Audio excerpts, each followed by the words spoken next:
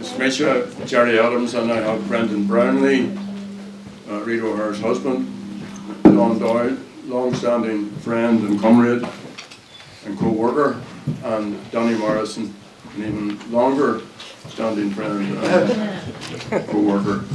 So, and I see lots of friends of Rita here. I'll encourage you to Rita and Shaw Fast. And she always loved to go to Ackle Island, so Wilhelmina to Falshamore Road.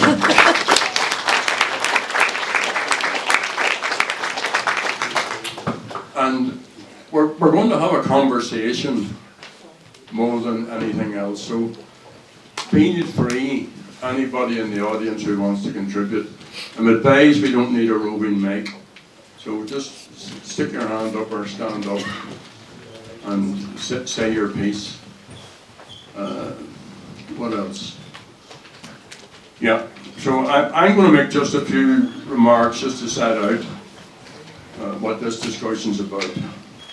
And I want to welcome Kieran Quinn here, who is Sinn Féin's representative in North America, in the USA and in Canada, and Greg O'Loughlin is here from Friends of Sinn Féin, both long-standing friends of Rita also. And really we could take any sort of segment of Rita's long life of activism.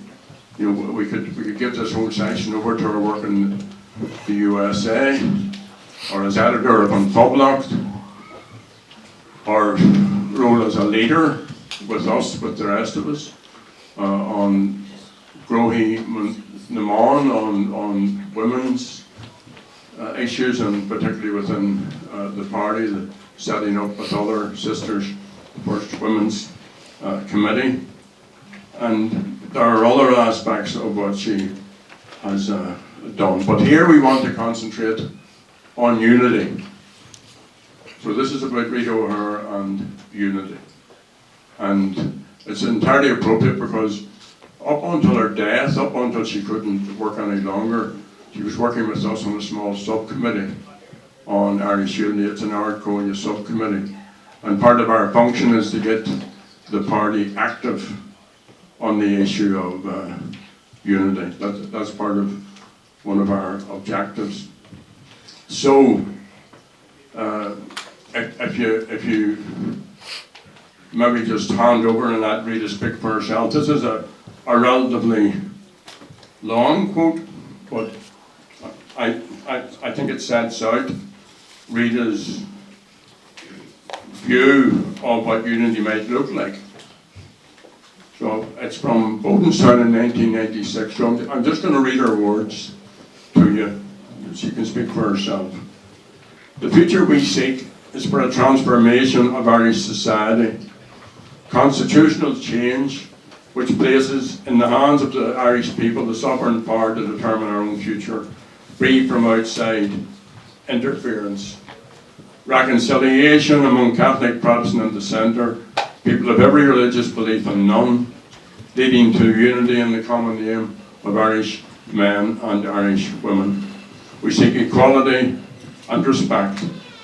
We seek employment. We seek a society which measures economic well-being in terms of proper education of our children, the provision of a free and comprehensive health service, jobs and facilities for our communities, freedom from the scourge of drug abuse and the crime it brings, and secure old age for senior citizens. And we seek a place for Ireland in a world which accords with our history of anti-colonial struggle.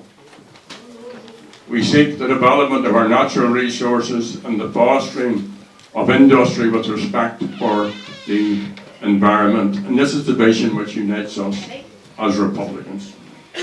And then a much shorter quote, and she's talking in this book about growing up and the influence, and she talks quite a lot about her father, Billy, and she ponders on the fact that Billy was brilliant in all these other struggles but didn't figure out how imperialism and colonialism fitted into his own neck of the woods. Billy was from a Protestant background.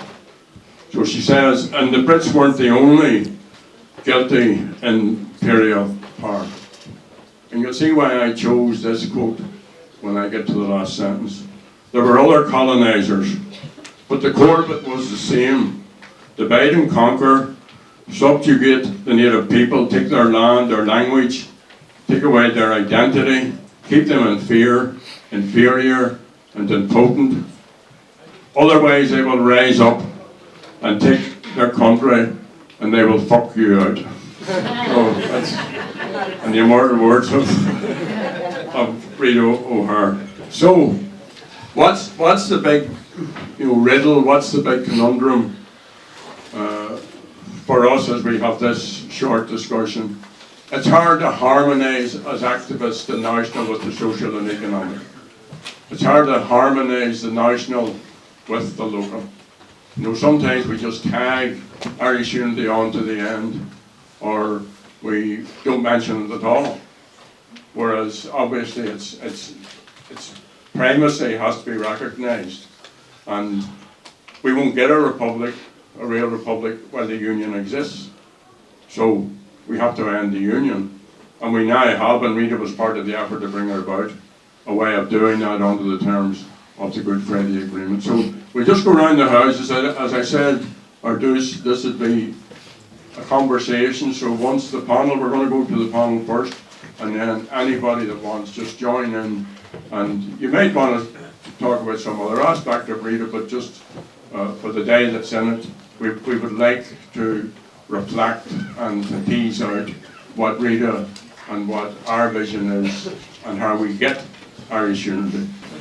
I think Jerry put it very well when he read Rita's words about what a united Ireland would look like, or would have to look like to suit us as Republicans.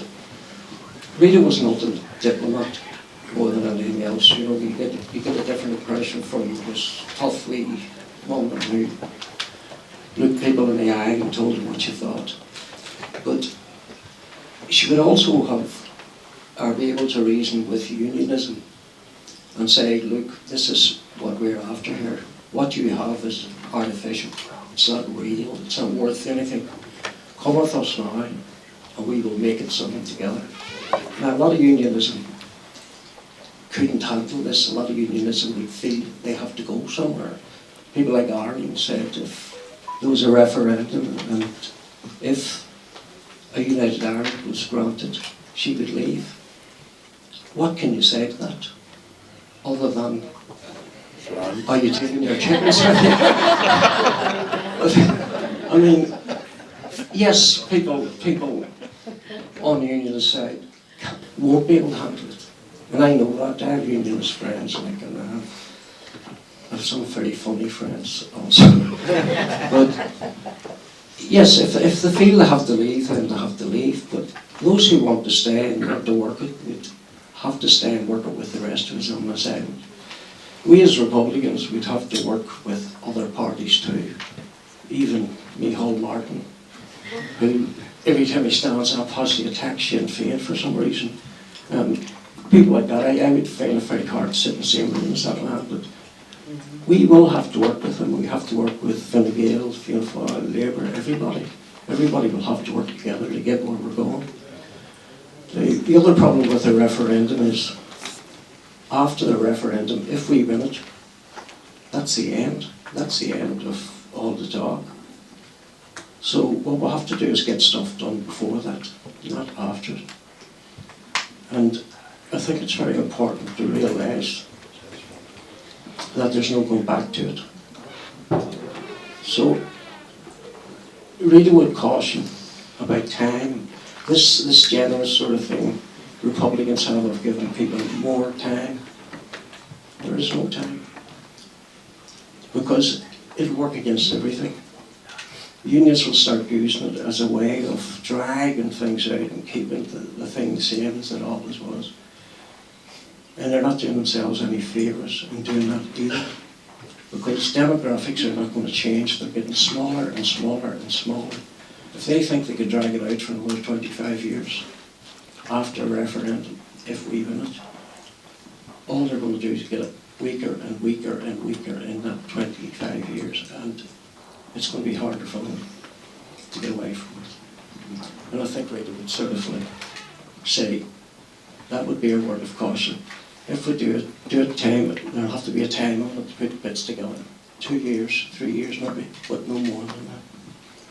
Thank you. Mario, Brendan, thank you, and we'll come back to you.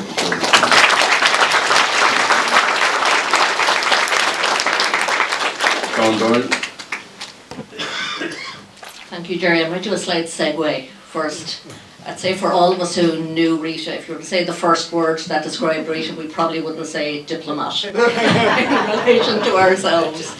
But as Conor is sitting in front of me, I remember Stephen McLeay telling me the story. Conor and Stephen were over in the States, and they're meeting, queuing, or sitting outside an office of somebody senior in the administration. And then the next thing they hear Rita O'Hare's voice, and she's coming out of the meeting, and she's sweetness and light to everybody. She nods to everyone, she knows everything about their lives. She turns to Conor, sees it to them. What the feck are you doing here? Probably summoned her up a little bit. I think if you wanted somebody who epitomises what Jerry talked about, I think it was Rita. She brought all of the politics together, and for her, and everything she did, her life of activism, every single strand of it was about Irish unity, was about freedom, and she didn't separate it out in any way. And I think for me, her huge strength was politics was personal to her. And that was the good, the bad, the harsh word, the good word, but in everything she did was personal to her. When I described her as talking about her last year, she was the most human of revolutionary. And that's where she had the impact, where she met somebody, whether it was, I went in to help her for 3 weeks and a lifetime passed, but she had the same relationships built in everything she did, whether as an IRA volunteer, the editor of the Fublocked. She went into the press office at a time of censorship, when you were fighting for any word to be heard, and then the embryonic stages of the peace process where there were press conferences with hundreds and hundreds of journalists, and she was as comfortable in one situation as next because her politics was true. She was authentic in absolutely everything she did, and I think that cut through then as she went to the negotiations in the early days, the trips to South Africa. She was as comfortable meeting with Nelson Mandela as the young ANC activists, and I think that politics took through, and probably more particularly in the United States. A huge ask for Rita to go out there and to kind of to continue our operation, and just the relationship she met, not just on Capitol Hill, not just in politics, but her work with the trade union movement, with Irish American people who stayed true to our project ever since because it was personal.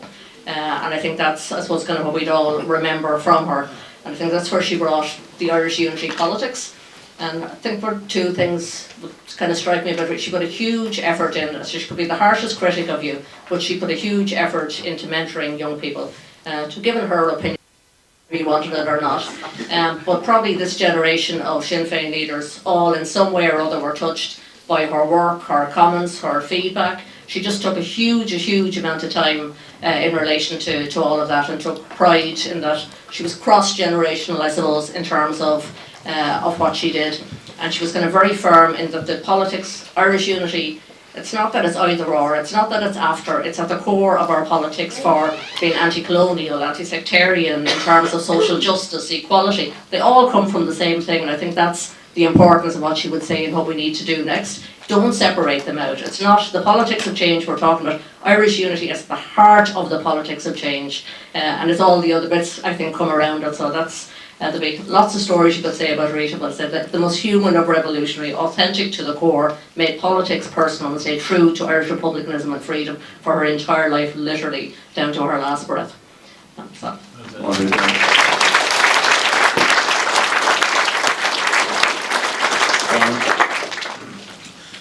Well, on the way down here this morning we were listening to, I think it was News Talk on the radio, and there was two women contributors. One of them was really praising Sinn Féin and its contribution to this recent arts document. And the other woman, which I found interesting, says that her children go north, but she rarely goes north. And then she was asked about a referendum on Irish unity. And she says, it's far too soon. It's far too soon. This is like 25 years later, it's far too soon. And Rita, in her comments and in her work and in her writings, correctly pinpointed exactly what the problem is. And it's the fact that once the 26 counties was established, it became comfortable with its own borders. It took on, tried to take on the mantle of being the Irish nation, when it's not. It's a partitionist free state. And Rita had that down to a T. And she's there's lots of writings in the book about analysing Fianna Fáil and the whole way that they put obstacle after, the closer we get to Irish unity, the more obstacles they put up. And you can even see that Michael Martin 2 years ago, he said that there'll be no border referendum on my watch. This is the so-called Fianna Fáil party of the Irish Republic. Such a nonsense. So it's up to us, the ordinary people, Republicans, the true Republicans on this island, to bring about change. Well, Rita died last year at the age of 80. She became politicised when she was about 13 or 14, firstly through her father, Billy, Protestant from East Belfast, progressive, socialist, talking about other struggles. But then, when she analysed where she lived, she saw exactly what the problem was. Sectarianism, she analysed where sectarianism came from. It came from colonialism and imperialism. So she got her politics very, very young, and she spent the rest of her life. She was married at 17, and the rest of her life was involved in this struggle. So when people try to run our Republican argument down by saying, oh, you're not getting your border referendum, when's it going to happen? It'll happen when it happens, and it's going to happen. Because, I mean, whenever I became involved, I was told, this is like in 1971, it was going to be over by Christmas. Here's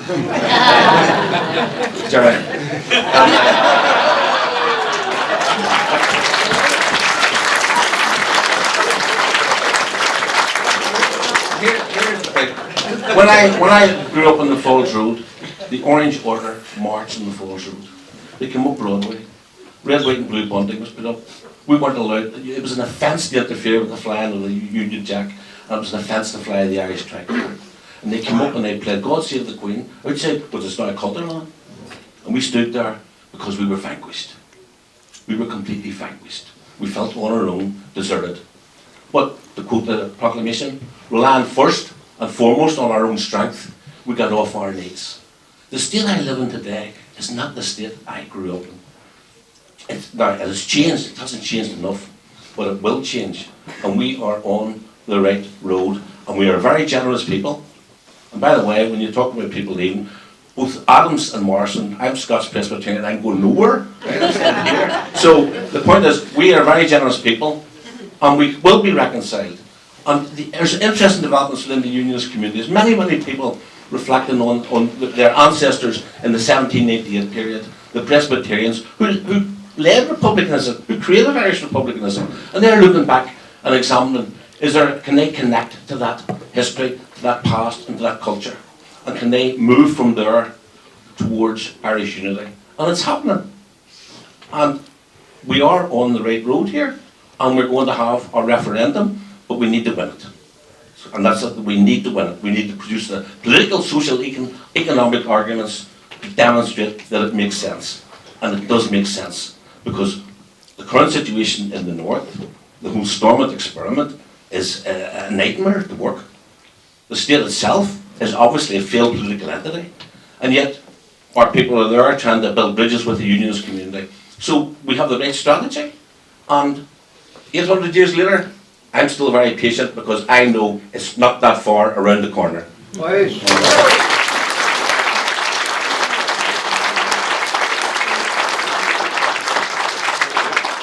Peter Richard Oscar Doris, they'll just touch your ear chance. A bit noisy, Sorry.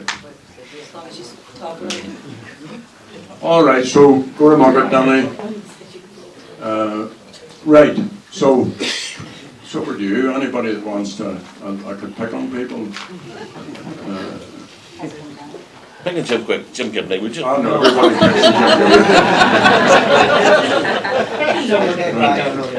Right. Jim gets too emotional. Anybody else? Right, okay, so, go ahead, Cara. Are we allowed to reminisce on Rita, on things that happened in Rita's life that influenced us? Of course, you can reminisce, but remember you're being recorded. Maybe I'm implicating myself a little bit, but Don't implicate yourself. I had the pleasure of coming across Rita in my student years in Dublin, the 69-73 period. And it's something that hasn't really been hit upon about the work she did in one particular area, and that related to the American Army draftees that were being handled, if you like, through Ireland at the time. Those that were actually active soldiers out in Vietnam at that period and would have leave and would have come in through wherever they were on leave to into Ireland. And Rita's involvement in that sphere, where there were young men that I met out in her house in Foxrock, because I had the pleasure of having a very old motor car at the time, which was used to bring them back and forth to Dublin docks. But she did an extraordinary amount of work over a period that I was involved there of about 9 or 10 months, where she literally, where these young soldiers that were 17, 18 years of age, they seemed boys, really, American soldiers. They came in, they were afraid of their lives about what they were planning to do, which was to desert the American Army. And she, through the likes of Mickey Mullen, who was very involved in the unions in Dublin, and other great characters, Frank Klusky, who became the leader of the Labour Party afterwards, he was involved in it. But there was a whole sphere of people at that stage, very quietly, being, if you like, being led by Rita, and she was just a young woman of 25 or 6 at the time. And she was basically organising shipping that was going out of Dublin port and going out of Dundalk, as I remember it. And these young lads were being put on those ships up to Sweden, Norway, Denmark, and onwards. A lot of them went to Canada thereafter, and there's quite an amount of those still living in Canada, those that are still alive. But I always admired her through the years, not only in her work for the Republican movement per se, but in relation to Sinn Féin afterwards, and the splendid work she did in Washington over the years. But that, to me, was one of her absolutely fantastic things at the beginning of her political life, to such an extent that when she took on the job in Washington afterwards, I wondered, was it ever discovered, you know, the work she had done, if you like, to undermine the American fiasco that Vietnam became, but it's my abiding memory of the woman. She was just fantastic, absolutely unbelievable.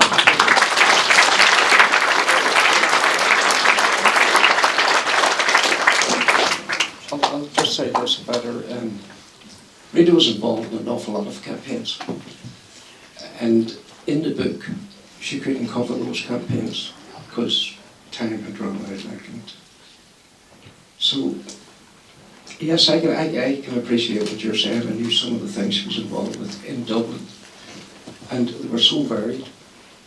I mean, you couldn't start listing them down, even, you know, that way. Like, so I do appreciate what you said there, and I understand exactly where you're coming from. I'm wondering about Emma McCardle here. Simply, she became a very close friend of Rita's. She wouldn't have known her as long as we did, but I always thought it was an interesting dynamic that Rita came into Emma's life and Emma came into Rita's life, both on this little UI committee that we were involved in. So maybe Emma, go around, Cara. Or maybe Jerry.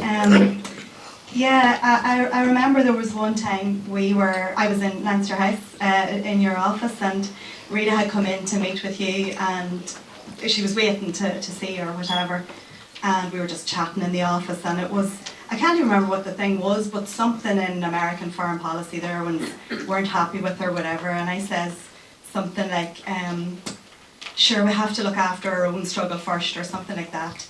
And I remember Rita looking at me, and I was like, I am fucked now. I'm in big trouble. And she goes, I love you. And I love you. Okay, so, but she really understood the need to be as neutral as possible, you know, with regards to American foreign policy, and to maintaining her own cohesion and all of that, and the purpose for which she was in America and working with the administrations there. So on a work level, yes, we worked very, very well together. I was very scared of her for a long time, but then after we warmed up to each other, we had a great friendship. And I remember in latter years, you know, when Rita was sick and in her illness and that, we would occasionally FaceTime, and it was during COVID and all of that, and my children ended up having a relationship with her because they were always hanging out of me, and she would write them letters and send them wee cards and that, and they would send her drawings and stuff that they had done. So, you know, like, we would chat about all sorts of things, work, yes, and, you know, just the difficulties that we encountered in life in a personal capacity and all of that as well. So she was a very good friend, and has Donna said as well, a very good mentor as well. And she really was somebody that you could look up to, and I was hugely fond of her. And you know, I remember the last time I saw her, and you know, we had coffee together down in her house and all of that, and she was in great form and had full of ideas about what we should do and where we should go, and giving out about who was doing this and who was doing that and who wasn't doing enough, and about her own ones as well, you know. So she never changed right up, you know. Every time I seen her, she was the same. You knew what you were getting. She was completely authentic, and yeah, she was definitely a role model and somebody that I miss a lot. Oh, yeah. Go ahead, Carl. Go right. Thanks, Ray. Dermot Coolman from the Mora Comfort Sinn Féin coming in Sandyford village in Dublin. Mora Comfort was a great lifelong Republican going back to the War of Independence, and she lived in Sandyford, and actually Danny gave the funeral oration for her in 1982, but Rita was a great friend of Mora's, and one of the last public events that Rita probably attended in her life was the book launch of On Dangerous Ground, the memoirs of Mora Comfort, which was in Sandyford House in March 2022. And we had been on to Rita to invite her to come, but she'd been very ill the last few years. But such was her determination to be there to honour Mora Comfort, who she had such a fondness for.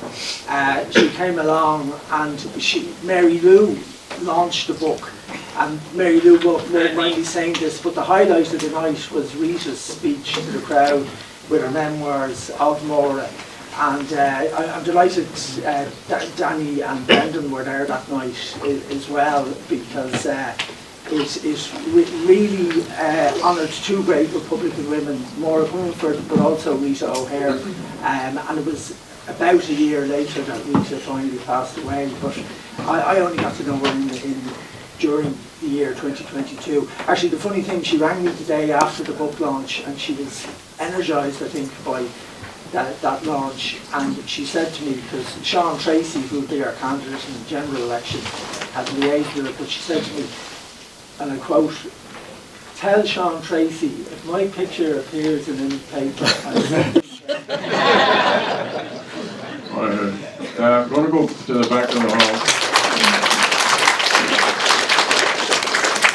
I can't see everybody just because of the way the light's coming in, but particularly, if there are any women back there. I see Michelle Gilder, you go right, Cara. Come on, Jerry, I've known Rita for as long as I can remember, like a lot of people in this room. But I think one of the things that we sometimes didn't acknowledge or recognise probably was that Rita could be in Washington, she would be in and out of the offices of some of the most, at least they thought they were most important people in the world, but she couldn't come north. And I remember, I was talking to Caroline earlier about Siobhan O'Hanlon, another great friend and comrade, and the day Siobhan was buried, it was Easter week, Father Days, and we couldn't have a funeral mass because of the Easter, because it was Good Friday, and we were all together in bars in Belfast afterwards, and I was thinking, we're all here and Rita's not here, and I gave her a wee call and said, look, Rita, I'm thinking about you and you're with us in spirit.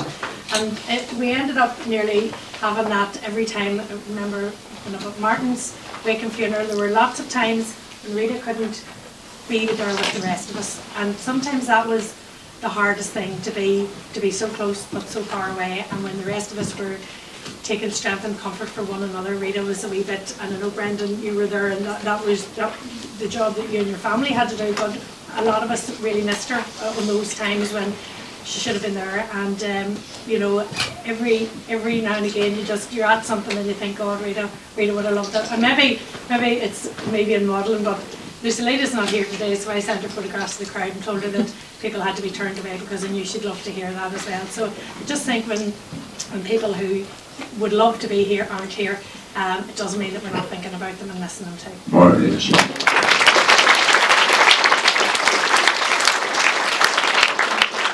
At this point, Rita would say, well, what about unity? So, you know, the whole thing that I think all of us have learned is that you need a plan. And this has to be at the centre of it, because it won't happen by accident.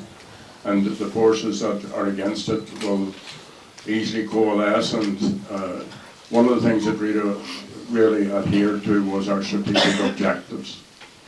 You know, the need to stay united. They need to be cohesive. They need to work as a team. They need to set out objectives. They need to work to whatever little work program we can put together. So, you know, it's this conundrum of getting the whole democratic question into the centre of our activism, and we just need to be, you know, really vigilant about doing that in the upcoming period. So without me putting words in people's mouths, and as I say, I can't see everyone, but just either put your hand up or just speak out. Go right. My name is Dennis Power, and I would have known Rita from the very moment she came to Dublin.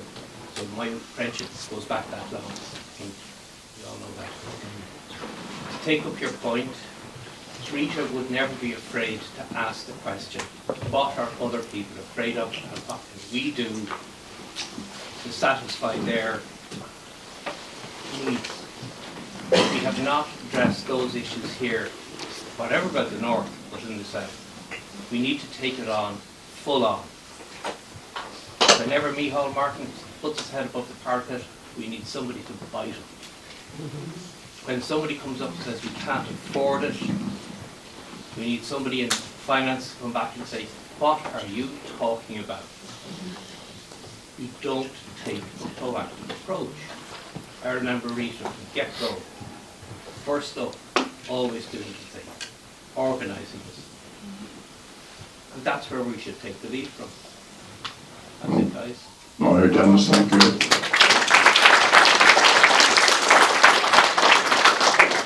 Anyone else? I'm going to call Kieran Quinn. Kieran, as I said earlier, is our rep in North America. Stand up then. I always do what I'm told by these acronyms up there. In terms of Rita, a couple of things, and I think the book is significant. I think it's what ties into the unity piece.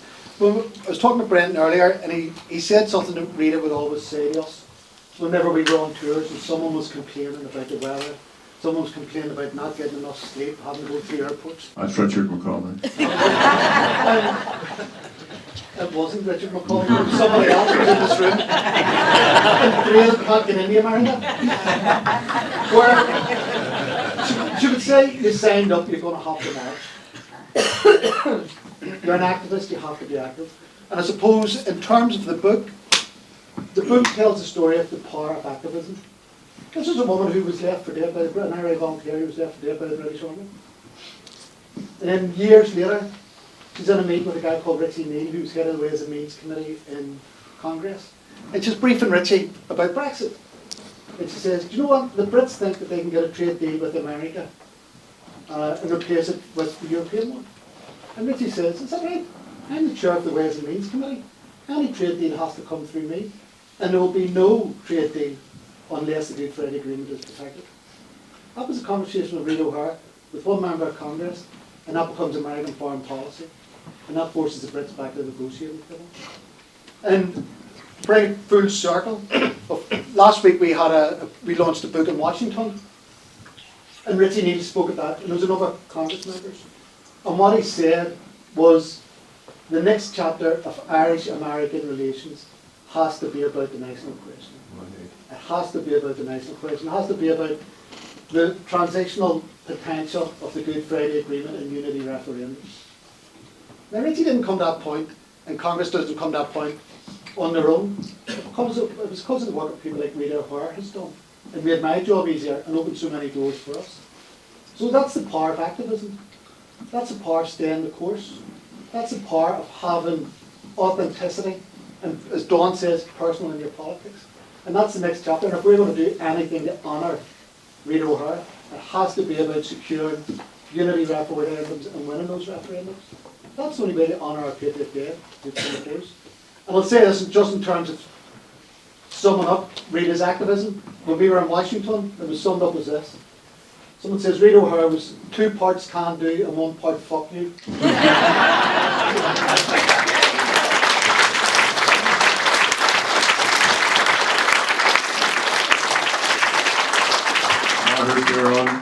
Right back to the back of the hall again. Anya, any dubs here? Right. I have to say, But you're not a dub, are you? I am a dub. Can you not tell? No, I'm doing a master's at the moment in anthropology, and I'm looking at the decolonization of our mind, body, and soul. And I guess just more of a comment or more of even a question. Danny, you mentioned about planning, I guess, for Irish unity, right? And we have to plan it now. But for a lot of people down the south, what I'm looking for is that they don't see themselves as even being colonised still, in a sense, in terms of their mind and their ideology. How do you tap into that? How do you tap into someone or even show someone that decolonisation still exists, even if you're not living in occupied territory, but it's still in even the language we speak. I'm back learning Irish at the moment, and I feel such a difference in now learning Irish. When I speak Irish, I feel like I speak it from a deeper part of myself, as opposed to when I just speak English now. So I can get that sense. So not to get spiritual about it, but it is a deeper soul level. So I guess just if you had any opinion on that, or to help me with my thesis, of course.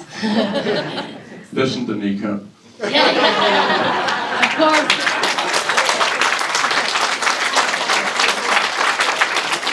And incidentally, Rita O'Hare loved kneecap. And Brendan and she had kneecap t-shirts before they became as popular. It's Mary Louie. Right, okay, Gordon Margaret, Danny, do you want to come back? I know it's a general question, What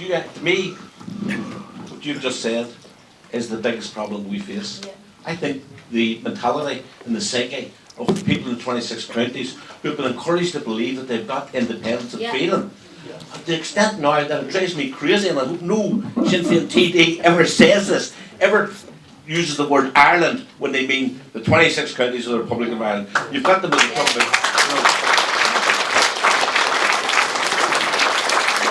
They use it consistently, and they never used that term up until 1988. Once they got the amendment of Articles 2 and 3, they said to themselves, "That's it. Let's go," right? And they use Ireland and Northern Ireland, which really, really angers me. It brings me back to earlier days. So that is a huge problem, and I think we have to challenge it. Challenge it through letters, challenge it through music, challenge it through the arts, challenge it through public meetings, and that's the way to do it. Confront them. Just keep confronting them, and we will win because we are right. Yes.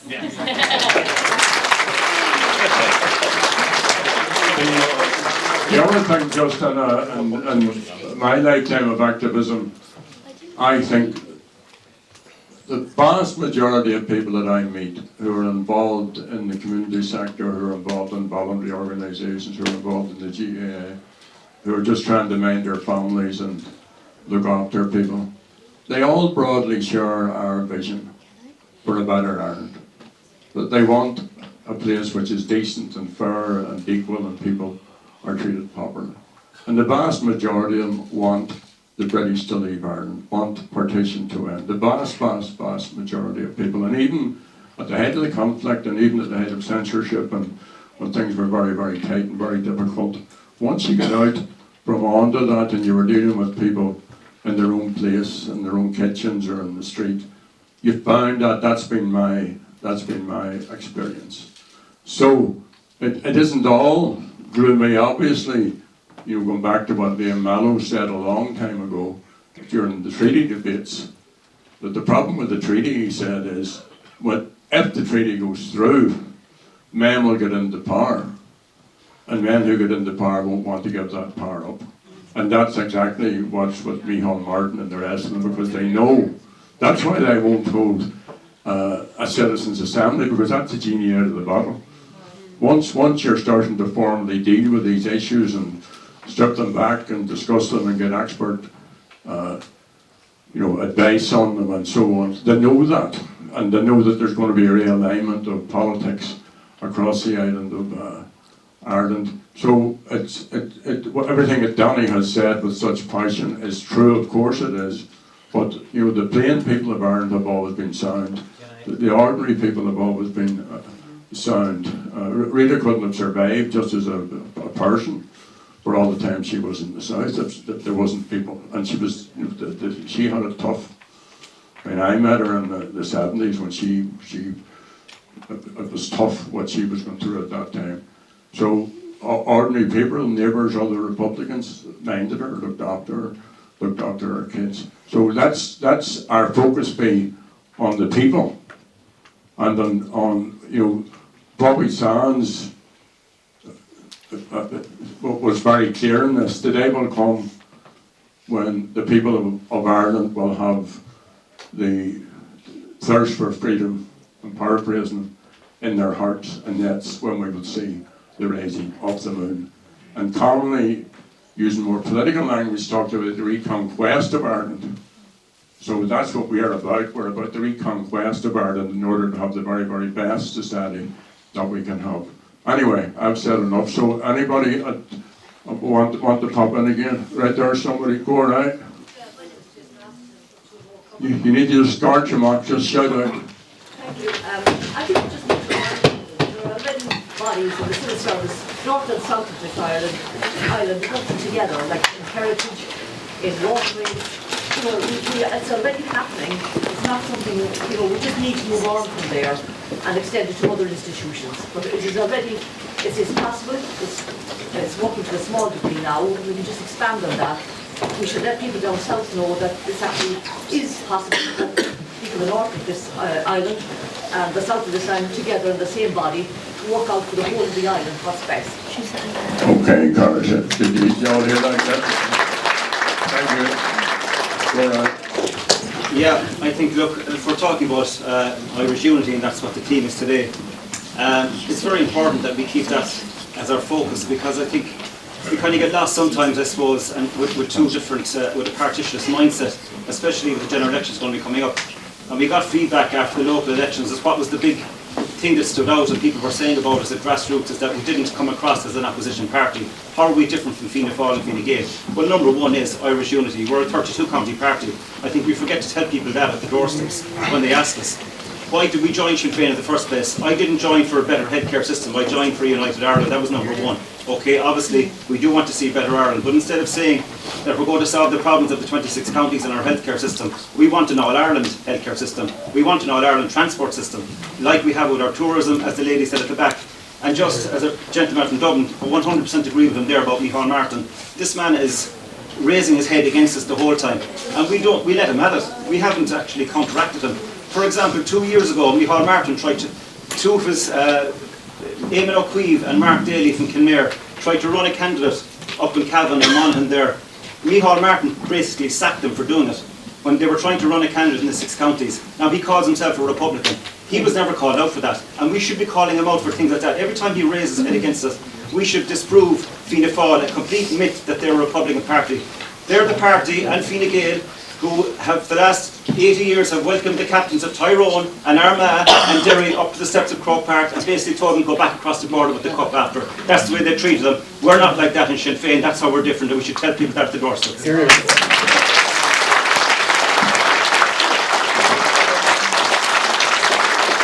I'm going to take two more. I'm just giving notice to the panel. I'm going to take 2, maybe 3 more from the audience, and then we're going to come back to the panel, and then I'll say a word or two just to conclude.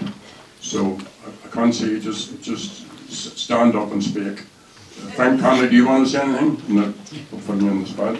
And I'd like to also signal out Greg O'Loughlin, who is the nicest American. So, there's Greg Gove. Thank you. Yeah, my name is Greg O'Loughlin. I look after Friends of Sinn Féin in the United States with Kira. And previous to that, I worked with Rita in the Washington office from 1997 to 2003. I learned so much from Rita, as Dawn mentioned, her mentorship in my work and who I am. And she, I would make mistakes in my writing, and she'd call me into her office and say, "Do you not know this, or are you winding me up?" I don't know it. And she said, "Well, I'll teach you one time, and if you make the mistake again, we're going to have a problem." And so that's how I learned how to write and to edit and to proofread and to get the job done. Well, she became a close personal friend to me and my family. And it's just incredible the impact she has had. When we go into the halls of Congress, into the White House, into State Department meetings, everyone knows Rita, and the impact she had across the country is immeasurable. And I'm grateful to be part of today.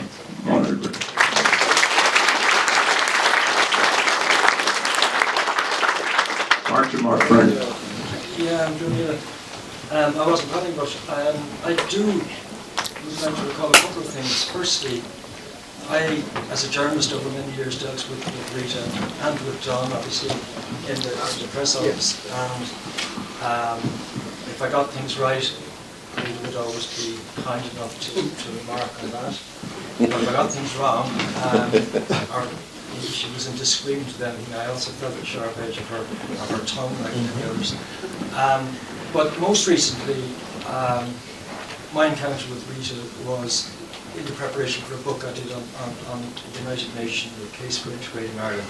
And I had quite a lot of discussions. In fact, I just reminded myself of the tapes of those conversations.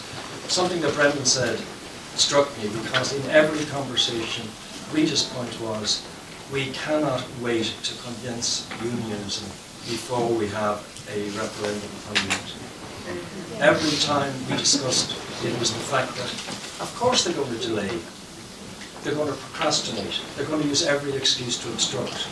And as the Irish government for many, many years, with the exception perhaps recently of Labour Actor, has consistently answered the question about unity and a referendum and what's the likelihood. Well, we still have to convince 1 million Protestants, remember, the old Owen Harris line. Well, actually there aren't 1 million Protestants going to vote against the United Ireland. That's another myth. But the only point I'd say is that Brendan is right. Rita said constantly, we can't wait for people to be convinced if they're never going to be convinced. All you're doing is giving them an excuse for delay. All the more reason why a date for referendum should be set. Set very, very soon.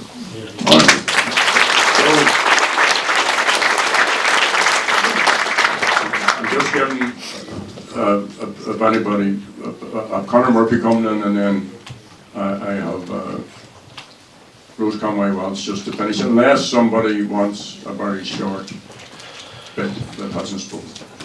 Okay, so over to you, Conor, and then Rose.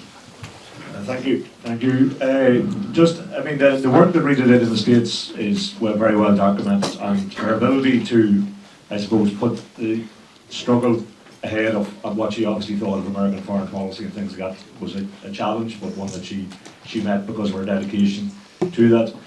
But the people I always found when travelling with her and talking to her out there, the people who grinded her gears most out there were actually the Irish government officials, because the entire diplomatic mission of the Irish Free State was to dissuade the American administration, American politics, or the Irish diaspora out there from being involved in the struggle for change in Ireland, and probably still is to this day. So those are the people, and that's when people talk about Micheál Martin. There are thousands of them out there trying to make sure that people don't engage with the project for change in Ireland.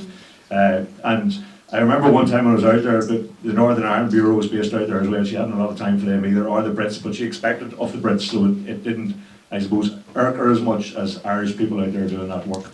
But there was a guy who was briefly in the Northern Ireland Bureau out there. I met him, I knew him from work back in Belfast, and I thought he was an okay fella. So I persuaded Rita, much against her better judgment, for the three of us to go out to dinner one night. And so she was very sceptical, because the NIO Bureau, or it wasn't the NIO, it was actually the Executives Bureau out there. So he was a really nice guy with good conversation, and she found him okay, and she kind of gradually thawed a little bit, to the point at the end of the night when we were going to leave, she said to him, "Do you know you're not the worst bastard?" That for me was a huge compliment. But just the last wee anecdote, as Jerry will know, we travelled, and even up in last week, I travelled to the States. We always get pulled in pre-clearance, taken in the back for a bit of questioning. It's no matter whether you're a minister or whatever you are. So Rita would always be patiently waiting on you on the other side to come back out to make sure you get through okay as we were travelling together. So the guys took me up, the American immigration office took me up to the desk, and the guy says to me, "Are you travelling with Margarita?" I says, "Who?" And he says, "Margarita O'Hare." I said, "Oh yeah." So I'm out, and she's standing with me, and I looked at her and I says, "Margarita?" And she says, "Don't say a fucking word." Well, she hated being called Margarita, but the point that was made there, the Irish government used to follow us around America, and you can rest assured the Irish government still follow us, Mary Lou or Conor or Michelle, around trying to undo the good work that we're doing with the diaspora. Go ahead, Rose. Gormagat. Gormagat. Can you hear me with this? Yeah. Okay. Well, firstly, I would just say with Rita. Rita was the one person, probably, and Bill McFadden, that always called me by my full name, Mary Rose. She never called me anything else. But I think it's really good to have this discussion here again, and I take on what you were saying around being personal. And Irish unity has to be personal to each and every one of us. Now, I would take heart in what's been done in the work. Sometimes we don't realise ourselves in all the work that's been done, and I'll just give you an instance of it with Aberdeen University and UCD, for instance, and the work they are doing and the constitutional change. So what that translates into is that women's groups, I come from probably the most rural area in Ireland, in Belmullet and Erris, women's groups will be sitting down over the next number of months discussing what kind of an Ireland they want and discussing constitutional change across the board. We need to have that in every county. It can be facilitated, there's funding for it there. So every councillor, if there are councillors here today, we have to, absolutely we know what the Irish government needs to do. It's well documented. But I don't think anyone, I'm delighted to see that the Ardèche is, based on Irish unity front and centre. None of us should go from here, what can I do, what can I do? And the first thing you can do, I suppose, with the elections coming up is, we know that we're not going to move this project to where it needs to be moved without Mary Lou MacDonald being Taoiseach. So we have to do that. Now we have weeks to be able to do that.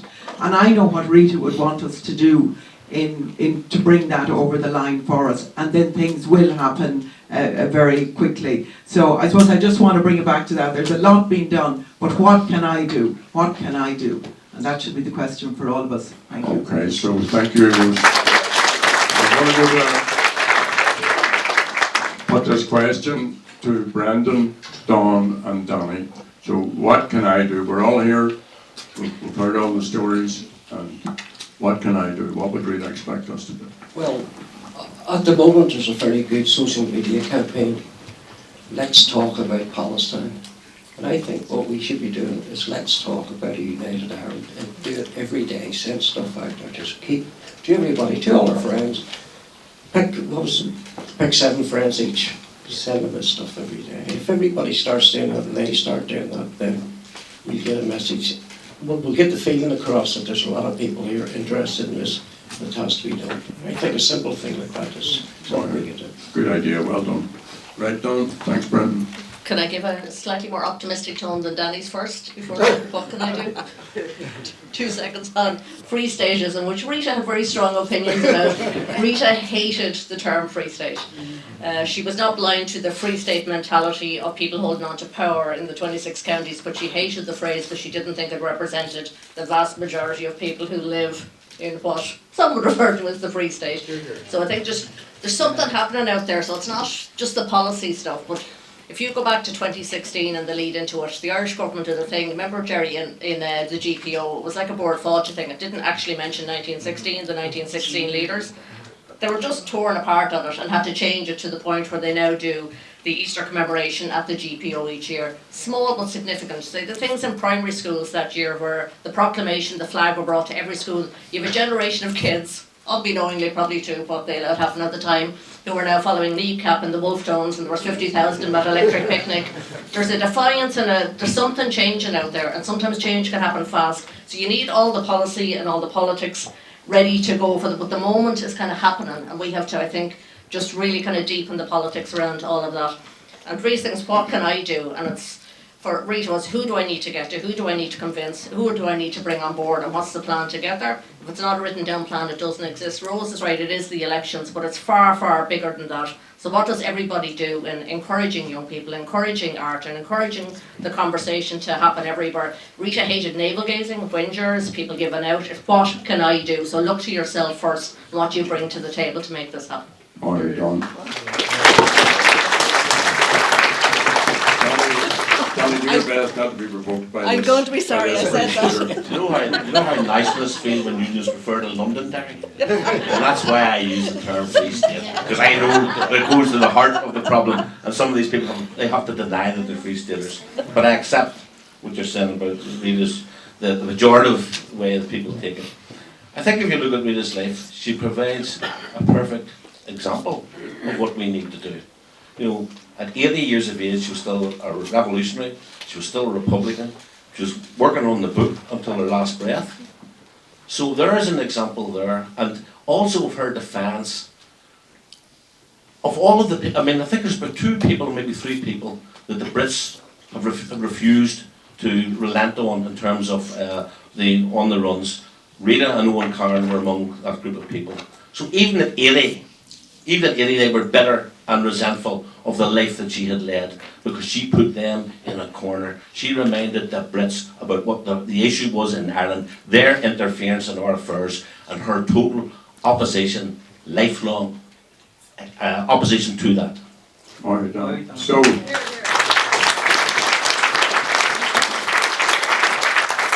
there's another book event in the Cobblestone of somebody, I don't know if Micheál McDonagh and Shaw. No. And will data again you? Does anybody know the date of that? Well, you check out anyway with the Dublin Sinn Féin website. There'll be another book event in the Cobblestone in the next month, so just check that out. I should have had that information for you. I think it's the 8th or 12th of October. Right, okay. You can be in the pub both nights. Now, just 10th of October. 10th of October. Margaret, you're going to be there. 3 days. Seamus. Mine far. Okay, so I'm just going to finish this week with a round of Cougar meetings on Zoom, and we did them over the last number of weeks.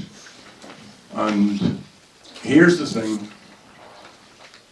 with one exception, no area has a plan. Right now, people are active, people are doing things, some people are really, really advanced, and there is activism, don't get me wrong, I'm not saying that the party isn't active in this issue, we are. But not one area had a plan. So, that's what you do. Now, by area I mean a common or a code of conduct or that sort of level within the party. So there's what do we do? Dawn mentioned this. Get a plan. It could be a very, very simple thing. It could be Brendan's little idea of just getting in touch with a small number of people.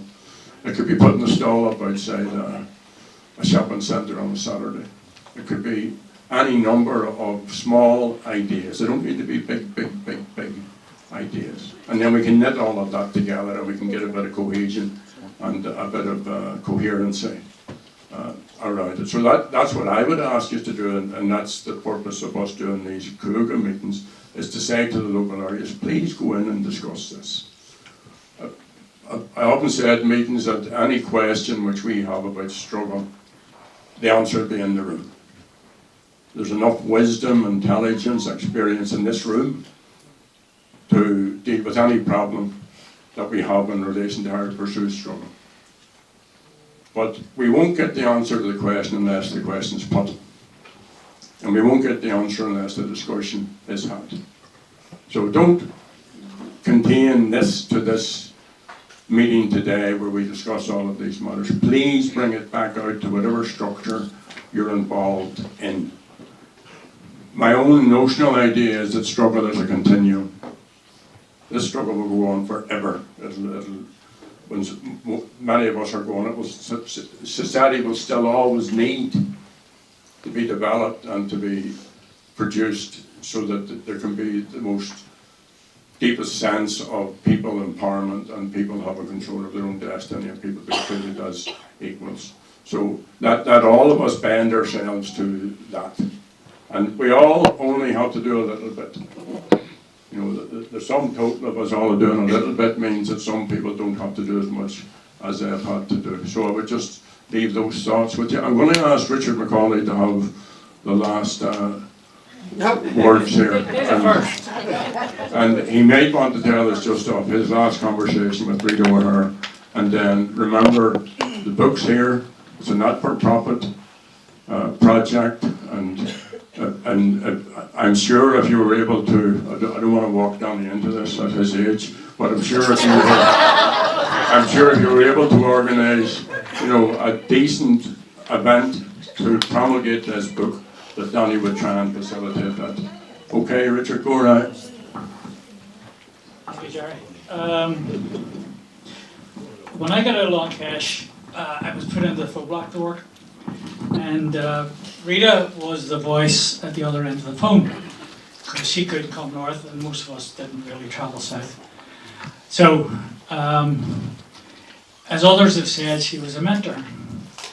So her mentoring me meant that, particularly on a Wednesday evening, when we were hitting the deadline, I would end up with maybe 2 or 3 hours of a verbal contest with Rita on the phone over articles that hadn't been finished or weren't ready in time or whatever it was going on. And Dawn has just reminded me that Rita's favourite description for me on the phone was, "You're a dickhead." And if it was said once, it was said half a dozen times or more in the course of the evening. And then the measure of the woman was that the next day we'd be on the phone again talking about the following week, and it was as if nothing had happened the night before. She was sweet and light and roses. It was, and then the following week we were back to it again. So that was that. And then over the years, particularly with Jerry when travelling to the States, Rita was very much a big part of what we were doing, and she had a real insight into American policy that most of us hadn't a paltry notion about, and we learned a lot from all of that. But just to finish, on just a few days before Rita died, Jerry and I visited her in her house. So the question has been asked, what can I do? Well, Rita answered that for me. I went into her, I was heading out, and she just looked at me, and she raised her fist, and she shook it, and she said, "Win." That was it, win. So what can we do? We win.